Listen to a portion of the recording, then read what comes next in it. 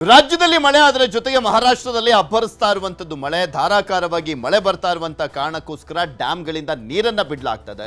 ಲಕ್ಷಾಂತರ ಕ್ಯೂಸೆಕ್ ನೀರನ್ನ ಬಿಡಲಾಗ್ತಾ ಇರುವಂತ ಹಿನ್ನೆಲೆಯಲ್ಲಿ ಗಡಿಭಾಗದ ಜಿಲ್ಲೆಗಳು ಅಂದ್ರೆ ಬೆಳಗಾವಿಗೆ ಹೊಂದ್ಕೊಂಡಿರುವಂತ ಗಡಿಭಾಗದ ಜಿಲ್ಲೆಗಳು ಕಲಬುರಗಿ, ಯಾದಗಿರಿ, ರಾಯಚೂರು, ಬೀದರ್ ಆಗಿರಬಹುದು, ಇಲ್ಲೆಲ್ಲ ಭಾಗದಲ್ಲೂ ಕೂಡ ದೊಡ್ಡ ಪ್ರಮಾಣದಲ್ಲಿ ಪ್ರವಾಹದ ಪರಿಸ್ಥಿತಿ ನಿರ್ಮಾಣವಾಗಿದೆ. ಬೀದರ್ನಲ್ಲಿ ಕೂಡ ಮಾಂಜ್ರಾ ನದಿ ಬೋರ್ಗರೆತ ಕಮಲನಗರ ತಾಲೂಕಿನ ಸಾವಳಿ ಗ್ರಾಮಕ್ಕೆ ಜಲಕಂಟಕ ಎದುರಾಗಿದೆ. 40ಕ್ಕೂ ಹೆಚ್ಚು ಮನೆಗಳಿಗೆ ನುಗ್ಗಿರುವಂತದ್ದು ನೀರು. ಗೃಹೋಪಯೋಗಿ ವಸ್ತುಗಳು ಜಲಾವೃತವಾಗಿದ್ದಾವೆ. ಖಂಡೋಬಾ ದೇವಸ್ಥಾನಕ್ಕೂ ಜಲ ದಿಗ್ಬಂಧನ ಹಾಕಿದಂತಾಗಿದೆ. ದೇವರ ಪೂಜಾ ಕೈಂಕರ್ಯ ಸ್ಥಗಿತಗೊಂಡಿದೆ. ಮೊಳಕಾಲುದ್ದದ ನೀರಲ್ಲೇ ಜನರು ಓಡಾಡ್ತಾ ಇದ್ದಾರೆ. ವಿಷ ಜಂತುಗಳ ಭಯದಲ್ಲಿ ಗ್ರಾಮಸ್ಥರಿರುವಂಥದ್ದು. 500ಕ್ಕೂ ಹೆಚ್ಚು ಎಕರೆ ಕೃಷಿ ಜಮೀನು ಕೂಡ ಮುಳುಗಡೆ ಆಗಿದೆ. ಆ ದೃಶ್ಯಾವಳಿಯನ್ನು ನಿಮಗೆ ತೋರಿಸ್ತಾ ಇದ್ದೀವಿ. ಬೀದರ್ನ ಕಮಲನಗರ ಅಲ್ಲಿ ಇರುವಂಥ ಪರಿಸ್ಥಿತಿ. ಆ ನೀರು ನೋಡಿ ಯಾವ ರೀತಿಯಾಗಿ ಗೊಚ್ಚೆ ನೀರು, ಹೊಲ್ಸ್ ನೀರು, ಅದು ಆ ನೀರೆಲ್ಲ ಮನೆಗಳಿಗೆ ನುಗ್ಗಿರುವಂಥದ್ದು. ಜಮೀನುಗಳು ಕೂಡ ಜಲಾವೃತ ಆಗಿದೆ.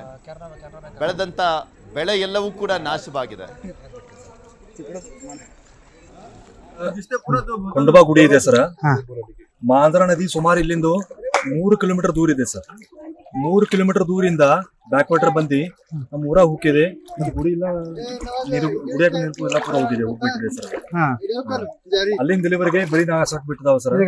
ಸುಮಾರು 500 ಎಕರೆಕ್ಕಿಂತ ಹೆಚ್ಚಿಗೆ ನಮ್ಮ ಗ್ರಾಮದ ಭೂಮಿ ಇವತ್ತಿನ ಪೂರ ನೀರಲ್ಲಿದೆ ಸರ್.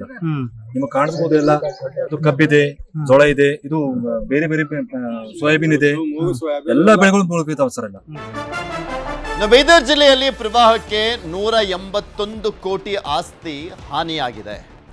1.66 ಲಕ್ಷ ಹೆಕ್ಟೇರ್ ಕೃಷಿ ಹಾಗೂ ತೋಟಗಾರಿಕೆ ಬೆಳೆಗಳು ನಾಶ ಆಗಿರುವಂಥದ್ದು. 1.66 ಲಕ್ಷ ಹೆಕ್ಟೇರ್ ಅಂದರೆ ಹತ್ತತ್ರ 5 ಲಕ್ಷ ಎಕರೆಯಷ್ಟು ಕೃಷಿ ಮತ್ತು ತೋಟಗಾರಿಕೆ ಬೆಳೆಗಳು ನಾಶ ಆಗಿರುವಂಥದ್ದು. 1281 ಮನೆಗಳಿಗೆ ಹಾನಿಯಾಗಿದೆ. 3 ಸಾವನ್ನಪ್ಪಿದ್ದಾರೆ. ಈ ಸಂದರ್ಭದಲ್ಲಿ ನೋಡಿ, 5 ಲಕ್ಷ ಎಕರೆಯಷ್ಟು ಕೃಷಿ ಮತ್ತು ತೋಟಗಾರಿಕೆ ಬೆಳೆಗಳು ನಾಶ ಆಗೋಗಿದ್ದಾವೆ. 1281 ಮನೆಗಳಿಗೆ ಹಾನಿಯಾಗಿದೆ. 3 ಸಾವನ್ನಪ್ಪಿದ್ದಾರೆ. 196 ಮನೆಗಳಿಗೆ ನುಗ್ಗಿರುವಂಥದ್ದು ಮಳೆಯ ನೀರು.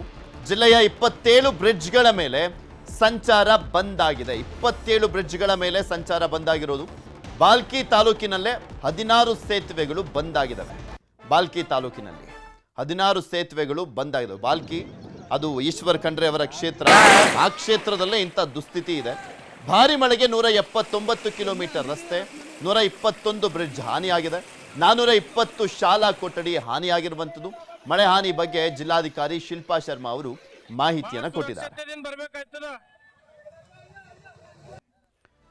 ಕಲಬುರಗಿ ಜಿಲ್ಲೆಗೆ ಹೋಗೋಣ. ಪ್ರವಾಹ ಪೀಡಿತ ಪ್ರದೇಶದಲ್ಲಿ ಸಿಎಂ ಪ್ರವಾಸವನ್ನು ಮಾಡ್ತಾ ಇದ್ದಾರೆ. ಪ್ರವಾಹ ಜಿಲ್ಲೆಗಳಲ್ಲಿ ಇಂದು ಸಿಎಂ ವೈಮಾನಿಕ ಸಮೀಕ್ಷೆಯನ್ನು ಮಾಡ್ತಾ ಇದ್ದಾರೆ. ಕಲಬುರಗಿ ಜಿಲ್ಲೆಯಲ್ಲಿ ಇಂದು ವೈಮಾನಿಕ ಸಮೀಕ್ಷೆಯನ್ನ ಮಾಡ್ತಾ ಇರುವಂಥದ್ದು. 12ವರೆಗೆ ವೈಮಾನಿಕ ಸಮೀಕ್ಷೆ ಆರಂಭವಾಗುತ್ತೆ. ಇನ್ನೇನು ಕೆಲವೇ ಕ್ಷಣಗಳಲ್ಲಿ ಬೆಂಗಳೂರಿನಿಂದ ಕಲಬುರಗಿಗೆ ಪ್ರಯಾಣವನ್ನ ಮಾಡಲಿರುವಂಥದ್ದು. ಏರ್ಪೋರ್ಟ್ನಲ್ಲೇ ಅಧಿಕಾರಿಗಳ ಜೊತೆ ಸಭೆಯನ್ನ ಮಾಡಲಿದ್ದಾರೆ. 12:30ಕ್ಕೆ ಸಿಎಂ ವೈಮಾನಿಕ ಸಮೀಕ್ಷೆ ಆರಂಭ ಆಗಬೇಕಾಗಿತ್ತು. ಫುಲ್ ಲೇಟ್ ಆದಂತೆ ಕಾಣಿಸ್ತಾ ಇದೆ. ಮುಖ್ಯಮಂತ್ರಿಗಳ ಪ್ರವಾಸ ಸಮೀಕ್ಷೆ ಬಳಿಕ ಅಧಿಕಾರಿಗಳ ಜೊತೆ ಸಭೆಯನ್ನ ಮಾಡ್ತಾರೆ. ಕಲಬುರಗಿ, ಬೀದರ್, ಯಾದಗಿರಿ, ರಾಯಚೂರು ಈ 4 ಜಿಲ್ಲೆಗಳ ಜಿಲ್ಲಾಧಿಕಾರಿಗಳು, ಅಲ್ಲಿನ ಪ್ರಮುಖ ಅಧಿಕಾರಿಗಳು ಅವ್ರ ಜೊತೆ ಚರ್ಚೆಯನ್ನ ಮಾಡಲಿದ್ದಾರೆ. ಪ್ರವಾಹ ಪೀಡಿತ ಜಿಲ್ಲೆಗಳ ಅಧಿಕಾರಿಗಳ ಜೊತೆ ಸಭೆಯನ್ನ ಮಾಡಲಿದ್ದಾರೆ. ಅಲ್ಲಿನ ಉಸ್ತುವಾರಿ ಸಚಿವರುಗಳು ಕೂಡ ಸಾಥ್ ಕೊಡ್ತಾರೆ. ಎಲ್ಲ ಇಲ್ಲೇ ಇದ್ದಾರಲ್ಲ, ಬೆಂಗಳೂರಲ್ಲೇ ಇದ್ದಾರೆ.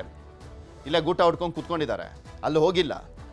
ಆಯಾಯ ಜಿಲ್ಲೆಗಳಲ್ಲಿ ಏನಾಗಿದೆ ಅನ್ನುವಂಥದ್ರ ಬಗ್ಗೆ ಸಮಸ್ಯೆಯನ್ನ ಕಾಟಾಚಾರಕ್ಕೆ ಸ್ವಲ್ಪ ಮಾಧ್ಯಮದಲ್ಲಿ ತೋರಿಸ್ಕೊಳ್ಳೋದಕ್ಕೆ ಹೋಗಿದ್ರು ಅಂತ ತೋರಿಸ್ಕೊಳ್ಳೋದಕ್ಕೆ ಕೆಲವು ಕಡೆ ಮಾತ್ರ ಹೋಗಿದ್ದಾರೆ. ಹೋದ ಪುಟ್ಟ ಬಂದ ಪುಟ್ಟ ಅಷ್ಟೇ. ಈಗ ಮುಖ್ಯಮಂತ್ರಿಗಳು ಹೋಗ್ತಾ ಇದ್ದಾರೆ.